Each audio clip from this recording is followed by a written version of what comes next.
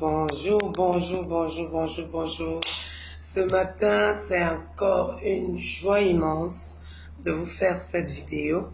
Nous avons commencé un enseignement hier porté sur vaincre les ennemis du mariage. Et nous avons vu 2 ennemis du mariage hier. N'oublions pas que nous avons dit que le mariage était considéré comme une maison spirituelle. Et chaque maison a besoin des matériaux nécessaires et adéquats pour être bien construite. Nous avons dit que dans le cas du mariage, la sagesse était le matériel dont on avait le plus besoin pour bâtir cette maison spirituelle qu'est le mariage. Alors sans plus tarder, aujourd'hui je vais vous parler d'un autre ennemi du mariage, le mauvais sol. Pour construire sa maison, on a besoin de se rassurer que le terrain sur lequel on va bâtir sa maison n'est pas un terrain marécageux ou n'est pas un terrain sablonneux.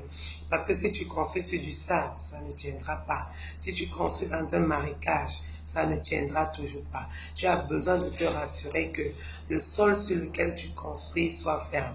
Alors le mauvais sol dans un couple, c'est quoi dans le mariage? Je vais citer des exemples pour illustrer cela. Premièrement, tu épouses un homme pour son argent.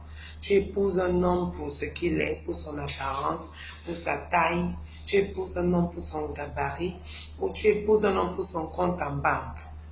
Le jour que le travail finit, le jour que le compte en banque est vide, tu le quittes pour un autre. Tu épouses une femme parce qu'elle a un emploi stable, peut-être parce qu'elle est financièrement assise. Tu épouses une femme parce qu'elle a de belles formes ou parce qu'elle est petite de corps. Le jour qu'elle prend des kilos, tu dis « Ah, tu as pris des kilos, je ne peux plus continuer avec toi. » Ça, c'est épouser sa femme sur un mauvais sol. Ça veut dire quoi? Quand tu aimes ta femme, tu dois l'aimer telle qu'elle est, malgré ses défauts, malgré ses limites, ses faiblesses. C'est pas à toi, l'homme, d'exposer les faiblesses de ta femme ou à toi, la femme, d'exposer les faiblesses de ton mari. Beaucoup vont dire non, c'est un peu comme si tu dis, j'ai acheté ma voiture, mais après 10 ans, elle est déjà amortie. Oui, mais si ta voiture est amortie, c'est toi qui l'as utilisée. Si tu vois que ta femme a pris des kilos après des maternités, alors que lorsque tu l'épousais, elle était fine, arrange-toi pour qu'elle redevienne fine et assume. Parce que c'est toi qui lui as fait prendre ce poids avec ses maternités, les enfants que tu voulais. Donc quand tu épouses ta femme, tu dois l'accepter telle qu'elle est. Telle qu'elle est. C'est-à-dire aucun changement ne doit apporter un frein, une limite à ton amour.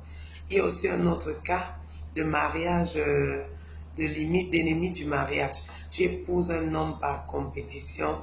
Oh, toutes mes amies sont mariées, toutes mes copines sont mariées, toutes mes collègues sont mariées, toutes mes soeurs sont mariées, il faut que je me marie. Oh non, l'âge est en train de passer, il faut que je me marie. Et là, tu tombes sur n'importe qui. Tu tombes sur un homme qui n'a pas la crainte de Dieu. Ou tu tombes sur une femme qui n'a pas la crainte de Dieu parce que tu veux te marier. Vaudrait mieux rester seul que d'épouser un homme ou une femme qui n'a pas la crainte de Dieu.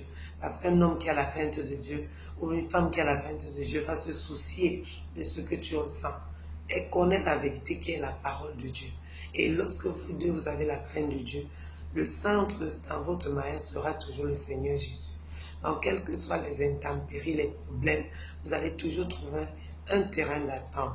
Donc, mieux vaut épouser un pauvre qui ait la crainte de Dieu que d'épouser un riche qui soit païen, qui n'ait pas la crainte de Dieu.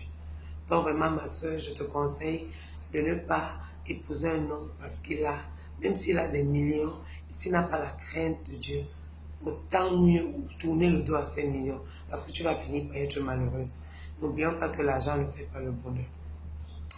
J'espère que vous avez été édifiés par cette petite exhortation. L'ennemi dont nous avons traité, c'était le mauvais sol. Le mauvais sol qui revient à dire que tu épouses un homme par rapport à certaines qualités, que tu t'es fixé certains objectifs. En fait, tu l'épouses parce que tu veux quelque chose, tu veux montrer aux autres que toi aussi tu es marié. Donc, le mieux serait d'épouser un homme selon le cœur de Dieu, une femme selon le cœur de Dieu. Et avec tout ça, on va éviter cet ennemi qui est le mauvais sol. On va bâtir notre mariage sur un sol ferme, sur du roc, sur du sûr, sur du solide. Soyez bénis. Shalom, shalom. À la prochaine pour le prochain ennemi. L'enseignement continue. Continuez d'écouter. Abonnez-vous à la page Life Transforming World in Action et vous aurez l'occasion d'avoir la totalité des vidéos sur vaincre les ennemis du mariage. Je vous aime, mais Jésus vous aime davantage. Ciao.